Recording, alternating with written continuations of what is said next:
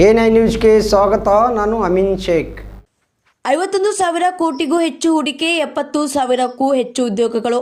Invest Karnataka conclave 2026 ಭರ್ಜರಿ ಯಶಸ್ಸನ್ನು ಕಾಣಲಾಗಿದೆ.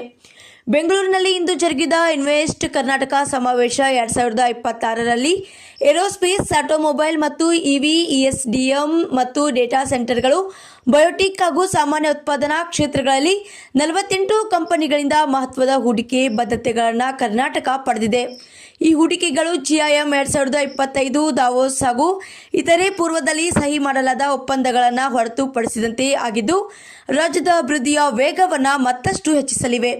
100ಕ್ಕೂ ಹೆಚ್ಚು ಜಾಗತಿಕ ಹಾಗೂ ಭಾರತೀಯ ಕೈಗಾರಿಕಾ ನಾಯಕರ ಭಾಗವಹಿಸುವಿಕೆಯಿಂದಾಗಿ ಹಲವು ಒಪ್ಪಂದಗಳು ಮೂಡಿಬಂದಿದ್ದು, ಕರ್ನಾಟಕದ ನೀತಿ, ಪರಿಸರ, ಪ್ರತಿಭಾವಂತ ಮಾನವ ಸಂಪನ್ಮೂಲ ಹಾಗೂ ಕಾರ್ಯಗತಗೊಳಿಸುವ ಸಾಮರ್ಥ್ಯದ ಮೇಲೆ ಇರುವ ಭರವಸೆಯನ್ನು ಮತ್ತಷ್ಟು ಬಲಪಡಿಸಿವೆ. ವೇಗವಾದ, ಬಲಿಷ್ಠ ಹಾಗೂ ಭವಿಷ್ಯಮುಖಿ ಕೈಗಾರಿಕಾ ಪರಿಸರವನ್ನು ನಾವು ನಿರ್ಮಿಸುತ್ತಿದ್ದೇವೆ ಎಂದು ಹೇಳಲಾಗಿದೆ. ನಮಸ್ಕಾರ ಕರ್ನಾಟಕ, A9 ನ್ಯೂಸ್ಗೆ ಸ್ವಾಗತ. ನನ್ನ ಹೆಸರು ಅರುಣ್ ಕುಮಾರ್. ನನ್ನ ಹೆಸರು ತೇಜಸ್ವಿನಿ. ಕರ್ನಾಟಕದ ಎಲ್ಲ ಜಿಲ್ಲೆ ಮತ್ತು ತಾಲೂಕಿನಲ್ಲಿ ರಿಪೋರ್ಟರ್ಸ್ ಬೇಕಾಗಿದ್ದಾರೆ. ಕೂಡಲೇ ಕೆಳಗಿನ ನಂಬರ್ಗೆ ಕಾಲ್ ಮಾಡಿ. Thank you.